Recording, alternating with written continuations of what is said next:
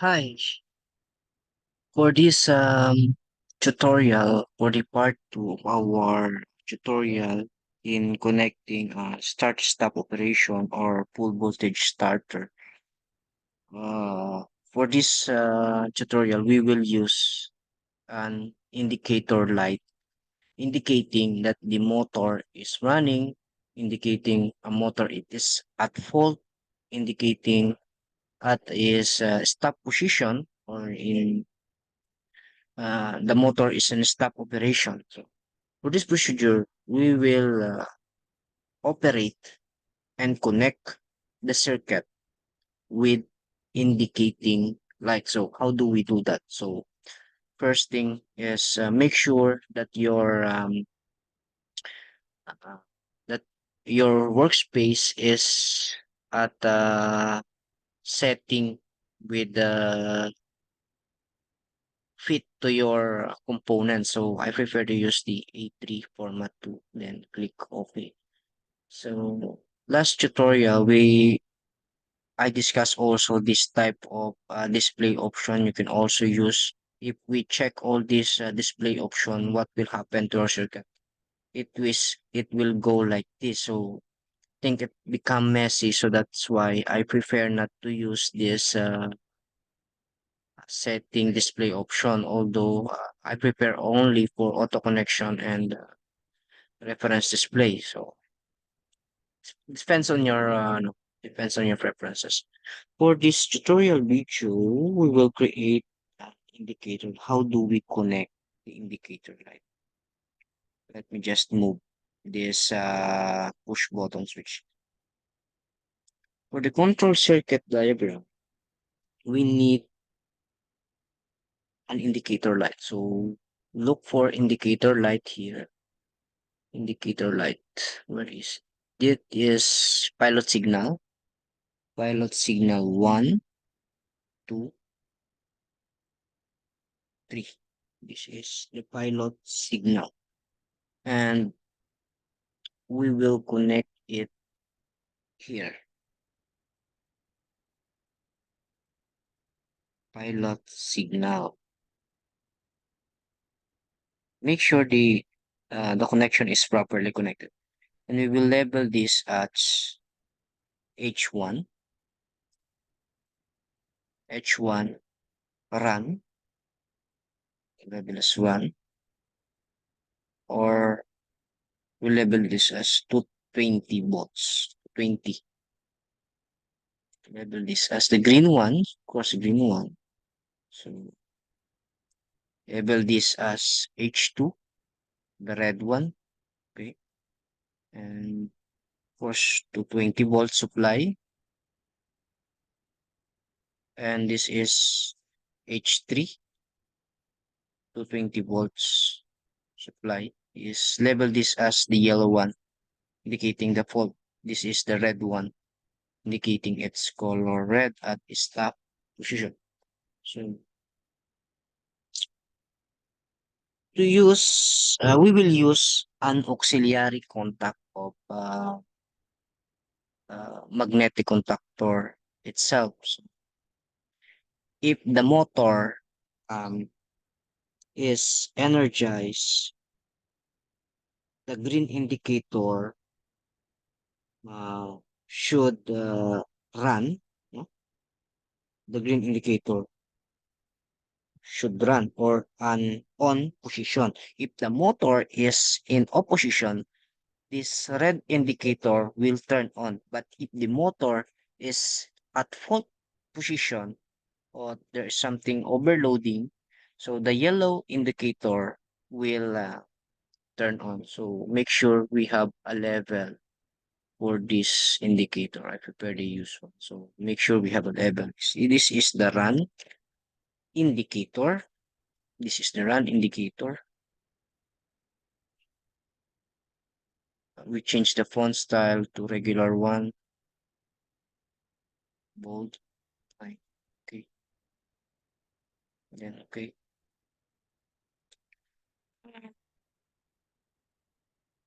We'll use the stop indicator. the fault indicator. This is what we call the fault indicator, the yellow one. So instead of 220, we'll replace as green, GRN. We'll replace this as red. We'll replace as yellow, indicating that is a yellow indicator, no? So for this scenario, we will use an auxiliary contact of magnetic contactor. So the magnetic contactor, where is it? Has, for example, this type of magnetic contactor. It is as a Snyder type, no? There is a normally open contact here. There is a magnetic open contact here. This is a auxiliary contact, no? Or auxiliary contacts.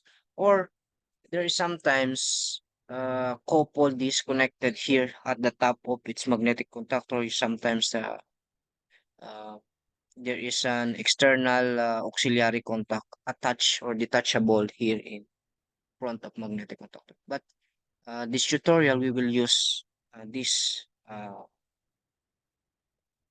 auxiliary contact of magnetic contactor in order to have its indicator light. Delete this one.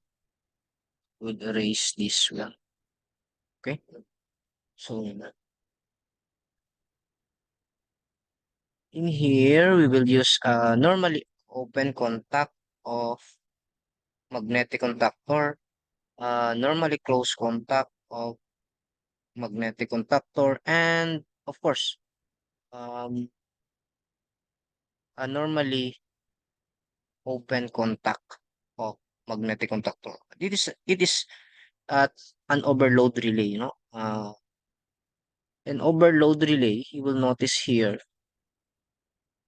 overload relay of a magnetic contactor, there is a normally closed one, the 95 and the 96. This is the overload. Once the motor reach its set point, this overload will turn open. But at the same time, the normally open overload will turn closed. That's why the indicator lights will turn on. Okay. So this is the normally open and normally closed contact of magnetic contactor, no? This one. So this on the other side is the what we call uh, the terminal, going to terminal of the motors. Okay. Okay. Let this one. We will label this, of course, as KM1 since it's referring to this is the F1. This is the F1, and this one is the KM1, of course, normally close contact. Instead of 1314, we will use can also use a 1314 of magnetic contactor, but this tutorial I will use another auxiliary contact level, which is 23 and 24. Okay, we will connect this circuit. Okay, connect the normally open and normally closed contact. For this one, I will connect this to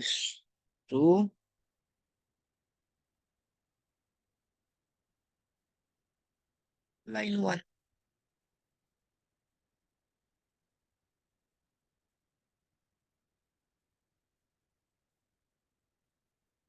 Okay, that is how to connect. It is connected to line 1. Once the magnetic contactor operates, this normally open will turn close, which will change its contact, no? Will change its position from normally close to normally open, from normally open to normally close. But Unless otherwise, this thermal overload uh, activates, it will turn the yellow. Let's see what will happen if this uh, run in a circuit. You need to simulate this one.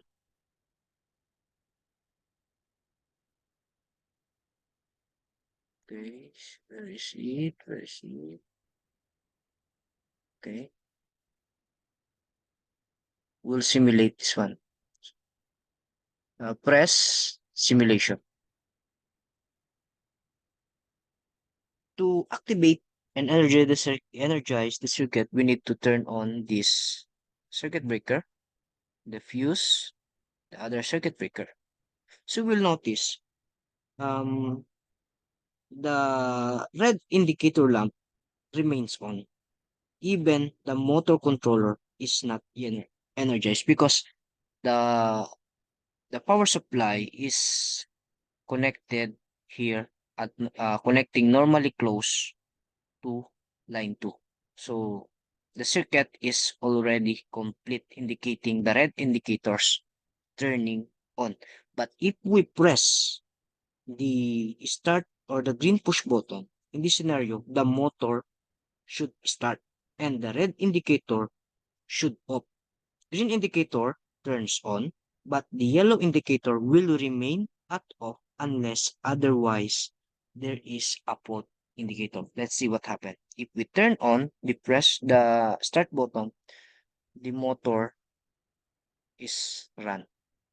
The motor should run. So you will notice here, um, the motor is running or rotating. At the same time, the indicator turns green, indicating that the motor is off. If we stop again, if we stop, if we press the stop push button, the red indicator turns on and the green indicator turns off. What will happen if there is at running, there is a sudden fault or there is a sudden overload of our thermal overload explanation? We will activate this thermal overload. You will see that the yellow indicator turns on.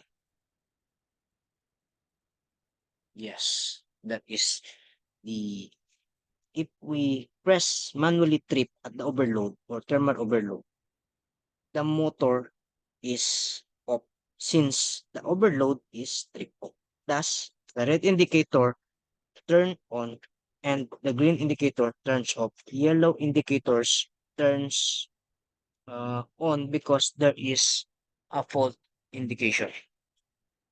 So if we okay, delete this one.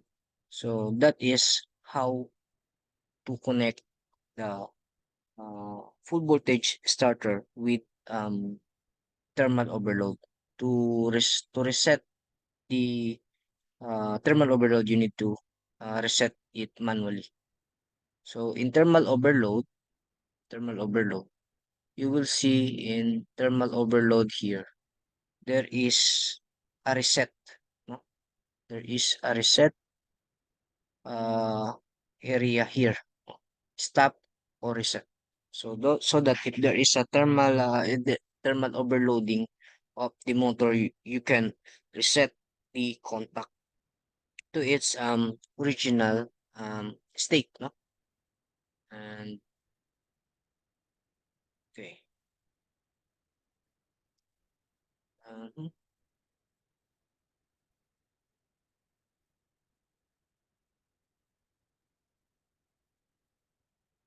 Let this one, let this one.